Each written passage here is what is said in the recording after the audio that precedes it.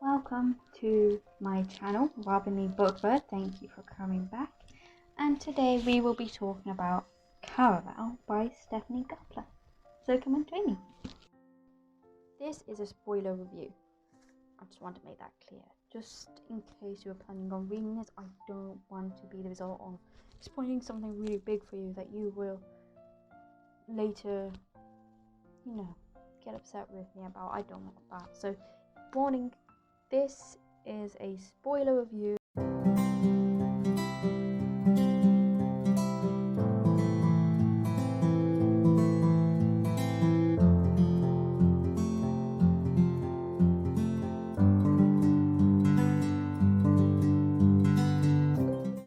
In this video, I'll be going over how I feel about this book, how it achieved the 5 aspects of what to me makes a good book. You can see more of what I mean in my last video that I've done.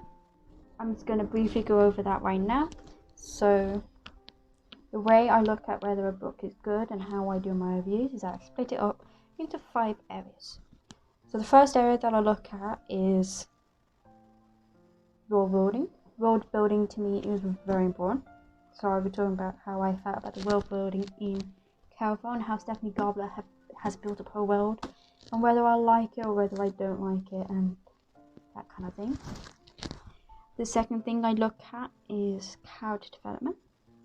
The third thing that I look at is story development. The fourth thing that I look at is the language that's used in it. And the fifth thing that I'll look at is pacing. Now when we get to each one of these, I will go over a bit more better. Let's crack on with it, shall we? So, in the first part that I'm going to talk about is the world building within Caraval. Now, I found this book, when it came to world building, to be quite confusing at times, but also quite intriguing. It had that kind of split vibe where some parts I was really intrigued what was happening, the other parts I was a bit confused. I was like, I don't really understand why this has been happening the way it's happening. There were times when I felt like there wasn't a lot of explanation for why things were happening. It just kind of happened. And some of that is because of the magic system and how much that has been built in this series in relation to how much has been explained into it. Now, let me explain. So you can have a lot of magic in the story, but if it hasn't been explained how it's used, it's no fault for the magic system. It's just the fact that it hasn't been explained yet. Some of that can be because it's to keep intrigue and to help build that, which this book definitely did, for example. Other aspects is just to, it becomes an issue when, as a whole, this series doesn't explain the magic system within it very well to a point. Now, if as a reader you can understand why some of the things are happening, but there's some other things that's left up in the air, that's not too bad. That's actually quite enjoyable because it keeps some of that intrigue there. But at the same time, you kind of know the limitations of the magic to some extent. Over time as a reader, I've learned that I don't really enjoy when a magic system isn't half explained at least.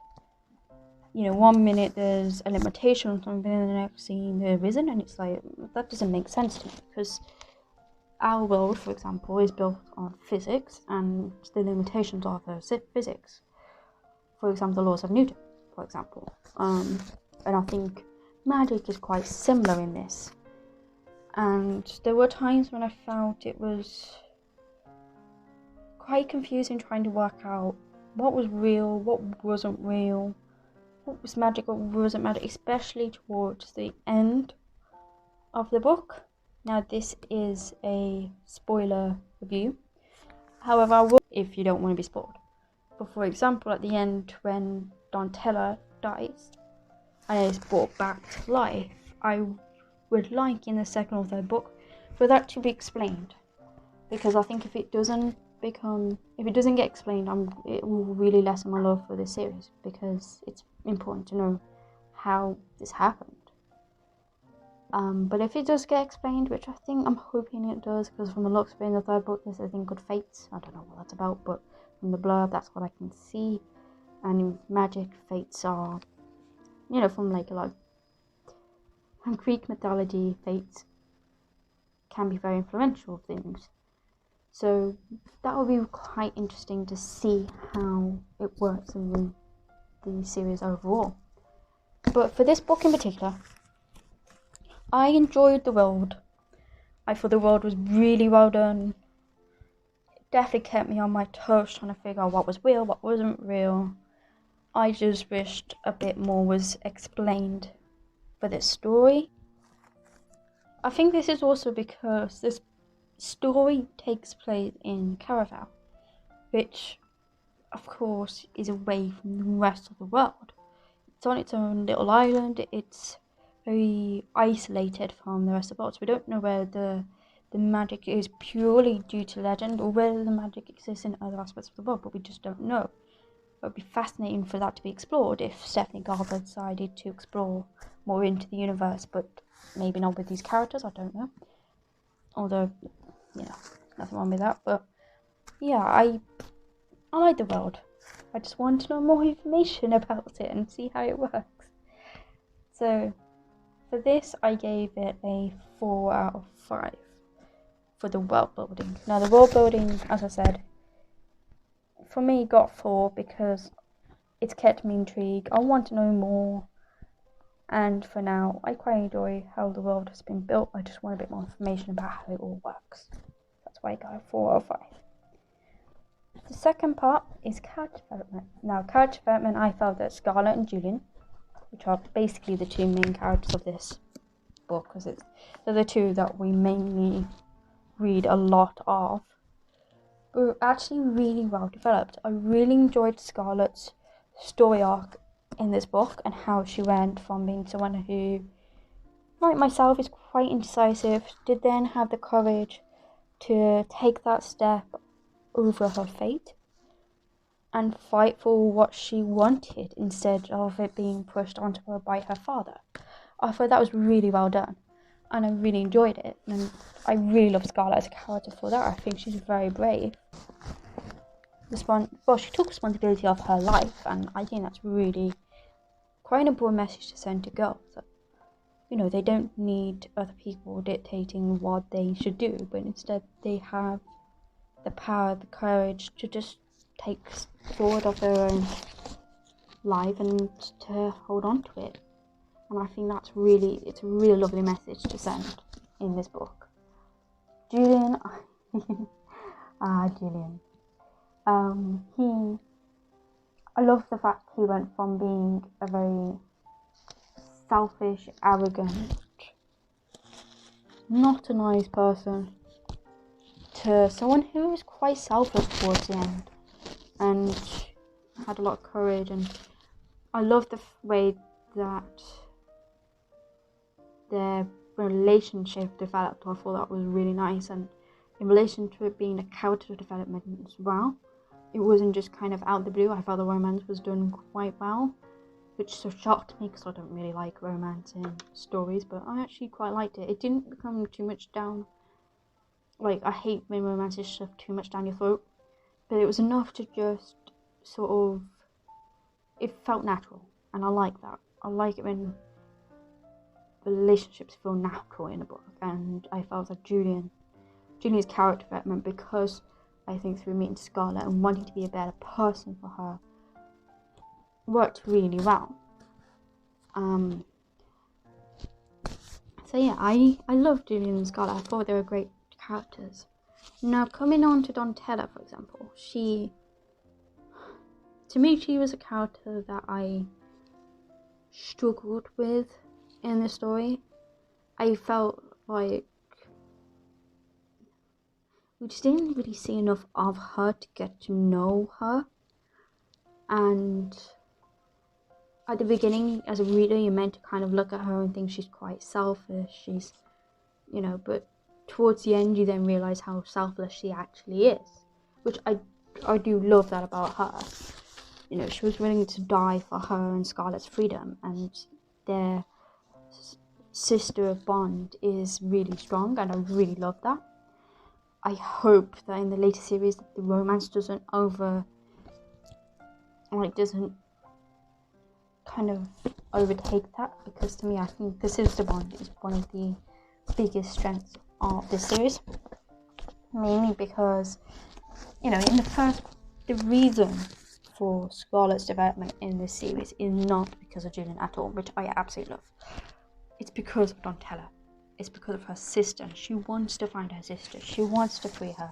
She's playing the game not because she wants to, as such, but more because she just wants her sister back, because she loves her, and she thinks her sister's in danger, and she's willing to grow as a person for her, and I think that's really, really, really good. I'm interested to see how Donatella evolves in the second one, because I know that's more from her point of view. And I've read a bit already, and I am quite enjoying where Stephanie Gobler is taken. But just in context of this book, I felt like there wasn't enough of Donatella to really sort of get a grips with until the end. And sadly, that became an issue for me, not because of having that development at the end, but because of how it was done, because it leads into pacing, which I will talk about in the 5th section. But on the whole, I do like Donatella. I just felt like there wasn't enough of her in the story to sort of get a grips with, and to kind of try and understand her, how she works, which is kind of sad. And she spent most of it just being locked up in a room. That's not ideal at all. Yeah, so Tella was locked up in a room for most of the book, that we then find out towards the end, and it's kind of like, well, more could have been done with her, I think, throughout the story, because she didn't really do much of the whole game, like,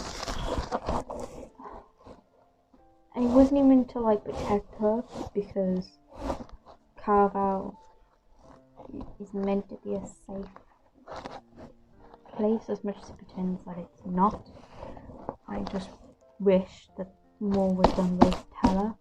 I think she could have been developed a bit more. Like, even if she was doing stuff behind the scenes, we could have then had we could have had a small story of her adventures behind the scenes as Scarlett was looking for her, but we didn't, which sucks. And I just wish that more was done with her.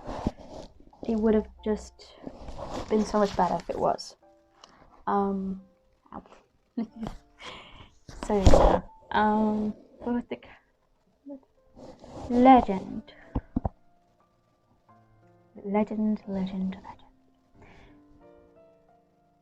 Sadly, we didn't see much of Legend. His character is sort of up in the air. We don't really know much about him. We don't really get to see much about him in this book, which is a bit weird. I'm hoping we get to learn more about him in the 2nd and 3rd book. I feel like I keep saying that, and maybe that's more of a negative towards this book. I don't mean for it to be, but I just wish that there was a bit more of Legend. But I'm assuming that Stephanie Gobler is wanting to keep it a mystery for later in the series, so we will see.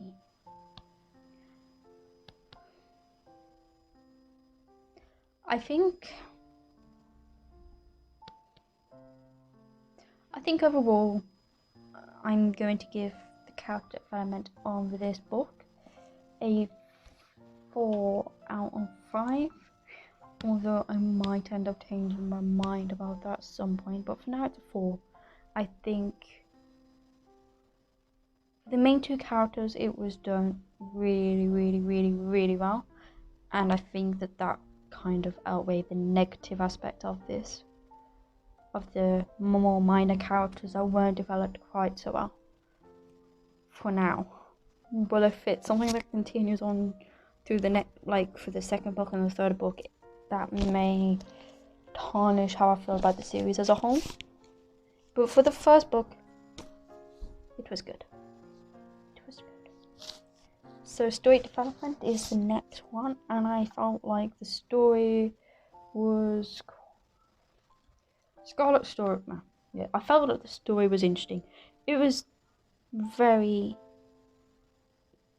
very fascinating in how it developed. Like, it really kept you on your toes, as I've mentioned. The way that Stephanie teases magic in this story is really good, and I thought it was done really nicely. The ending of the story was also quite clever too. I really enjoyed the ending, as it was done to trick their abusive father into thinking that,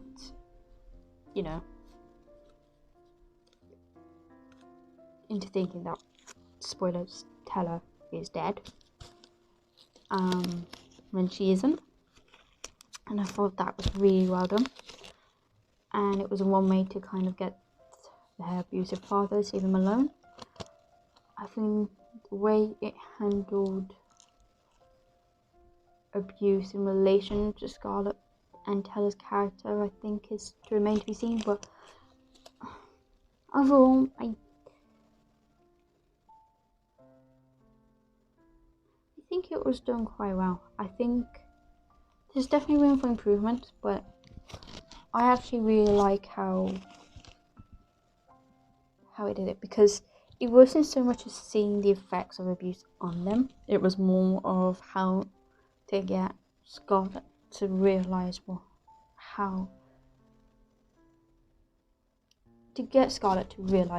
that she needed to get away from her father and to have the courage to do that. And for me, that's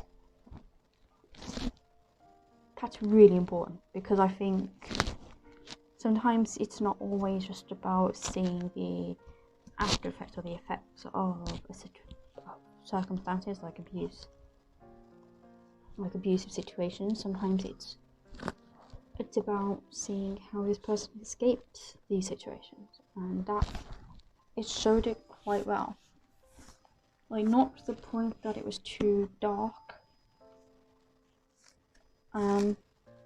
I think having the ending reflect the beginning was really well crafted of Stephanie Garber, and I think it was well developed too, because I think it helped to reinforce the whole point of this story was not to get lost in the magicness of Caraval, but to actually escape an abusive situation. And I think that was done quite well. I'm going to give it a 5 out of 5, mostly because the way the story handles abuse in relation to having the ending reflect the beginning was quite clever. I think the last part of the book and how it sets up the second one was quite well done, and the story's intriguing, and I think it just makes you want to find out more. And and as a whole, it kept you on your toes, and I think for that reason it deserves a 5. I couldn't put it down as a remake. I was really hooked. I wanted to find out more, find out like whether Scarlet would find Teller, if people were murdering other people, who is Legend, how does Caraval work as a whole. Like, there was so many questions, and for that reason I'm giving it a 5. So the fourth part of how I rate a story is look at the language that's used within it. I don't like it when I read a YA and I'm like, I don't understand what this author's trying to get across. And then I look it up and no one has a clue of how an author is trying to get across what they're trying to say. It's just kind of trying to make it a bit more fancy, and it kind of just fails. But I felt like Stephanie Garber sort of walked that fine line between the two. But I think the way that she used whimsical language was really, really well done, and I liked it. It was really, like, the language in it was really beautiful, and it wasn't done to confuse the reader. It was done to give the story a more magical feel, and for that I really do like it.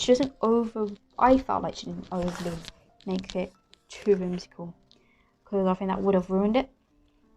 But I think it really, so the language also really helps the reader to imagine the really vivid scenes within the story, such as the ever-changing designs of Scarlet's dress, which is done throughout, which throughout the story that reflects how she's feeling in that moment. So she's feeling quite down or sad or romantic or happy. The dress will reflect how she's feeling, and I thought that was I really liked that aspect of the story. I thought it was really good.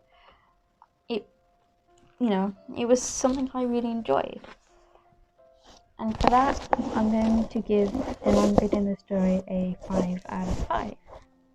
So the last section that we'll be talking about is pacing of Caraval, and I found it to be not great. It was very fast, especially towards the end, and I thought the end could have been slowed down and explained a bit more in depth. It was quite slow at the beginning too, which I think led to a bit of a struggle to get into the story overall. Regarding the ending, there were a lot of reveals very quickly, and I think that's what kind of felt like it was a bit too fast for my liking. And for this reason, I'm going to give the pacing of the story a 3 out of 5. So overall, I really, really did enjoy Caraval. I really did.